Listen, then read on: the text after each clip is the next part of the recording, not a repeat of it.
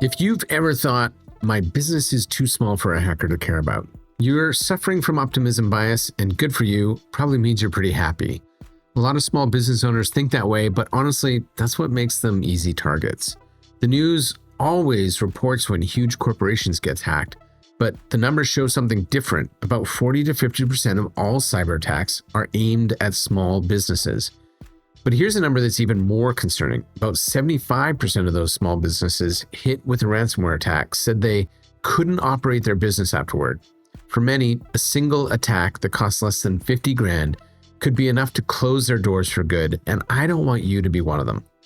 The point here isn't to scare you, it's just a quiet problem that's affecting thousands of businesses every year. You don't hear about them because these smaller companies don't send out press releases, they just disappear. So why does this happen? Why would someone on the other side of the world target your local shop, your consulting firm, or your family business?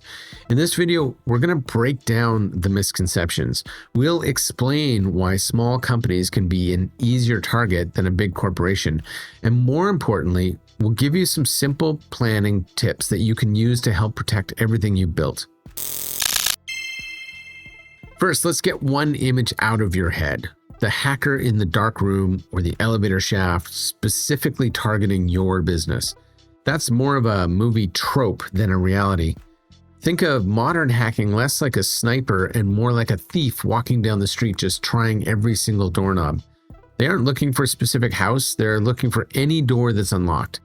Hackers use automated bots that scan the internet all day, every day, checking millions of digital doorknobs for common weak spots like outdated software or weak passwords. Your business is just one of those doors.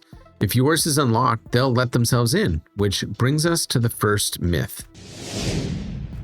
Truth is, your size does not matter to an automated program. In fact, attackers often see small businesses as targets because you're small.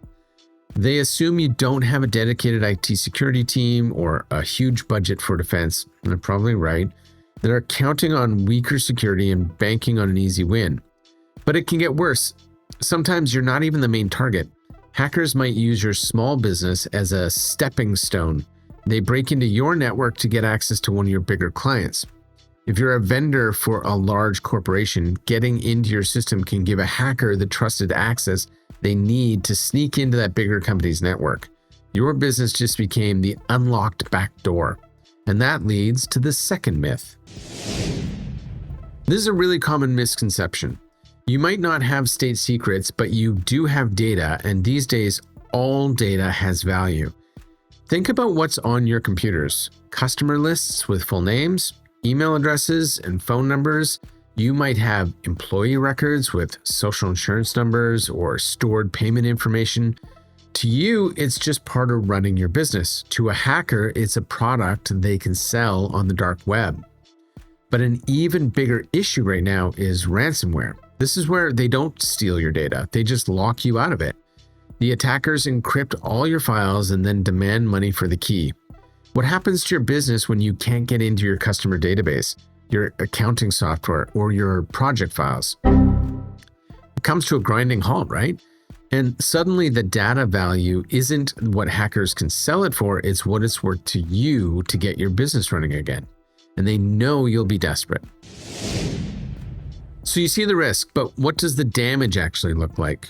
It usually hits you in a few different ways: your finances, your reputation, and your ability to even run the business.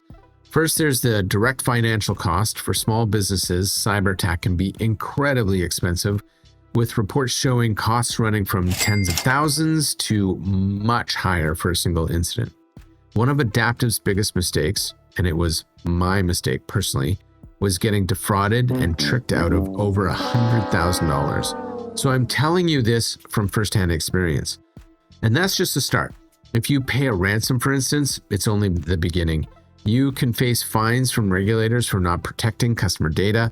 You might have to hire expensive investigators to figure out how it happened. And if customer data was stolen, you might legally be required to pay for credit monitoring for every person affected. For a small business, those costs can be door closing. Next, and maybe even worse, is the damage to your reputation. How do you write an email to your customers explaining that their private information is now potentially for sale because you weren't secure? Trust is the foundation of business, and the old saying goes, it's much easier to earn trust than it is to earn it back. After a data breach, a lot of customers are going to stop doing business with the company that was attacked. Finally, there's the operational downtime. A successful attack can mean days or even weeks where you can't get anything done. What happens when you can't process orders, send invoices, or access your email for a week? Your business effectively stops. It's that combination of high costs, damaged reputation, and being unable to operate that many small businesses just simply don't recover from. Okay, that was a lot. But the good news is you don't need to build an unhackable fortress here. You just need to be a harder target than the business next door. It's the old adage, you don't have to be faster than the bear, you just need to be faster than your hiking partner. So let's go over 4 straightforward, low-cost steps you can take today to give your security a real boost. And hey, if you're finding this helpful, take a second to hit the subscribe button. We put out practical guides for small business owners just like this every single week. Now let's build your defense plan. Thinking antivirus software is all you need is a bit outdated. It's like the ticket counter at the airport. It's only helpful if it sees something on its known no-fly list, but it's usually completely blind to modern threats like phishing emails, social engineering, and brand new zero-day attacks. So here's what to do. First, use layers. A firewall is your first line of defense, acting as a gatekeeper between your network and the internet. Get a good one for your business, not something cheap from Best Buy. Brands you might want to look for are Fortinet, WatchGuard, Sophos, SonicWall. You'll know your firewall is pretty good for your business if it has a support contract that you have to pay annually, so it's constantly being updated with new threats to watch out for. Second, turn on automatic updates for everything. Your computer's OS, your web browser, all your apps, everything. When was the last time you updated your phone OS? Hackers love outdated software. Those update notifications you're snoozing on often have critical security patches. Turning on auto updates is one of the most effective and free security measures you can take. A huge number of cybersecurity breaches, some estimates say up to 95%, are caused by human error, like an employee clicking a bad link. The unlocked door isn't always a software bug. It's often a person who is tricked. Your employees are frontline, and without training, they can be your biggest vulnerability. Here's what to do. Training doesn't have to be a big production. Hold a quick meeting once a quarter to go over the basics. How to spot a suspicious email, why they should never click unknown links, and what the company policy is for handling sensitive data. Run phishing simulations. There are dozens of low-cost services that send safe, fake phishing emails to your team and train them how to identify them. That way, one wrong click doesn't close your business. Finally, use a policy of least privilege. This just means that people should only have access to the files and systems they absolutely need to do their job. A sales associate doesn't need access to payroll, for example. That way, if one person's account is compromised, the damage is contained. A strong password is good, but it's not foolproof. Even a super complex password can be stolen if an employee types it into a fake website by mistake, or if a different service where they reuse that password gets breached. Passwords should be trusted and treated as just one layer, not your entire security plan.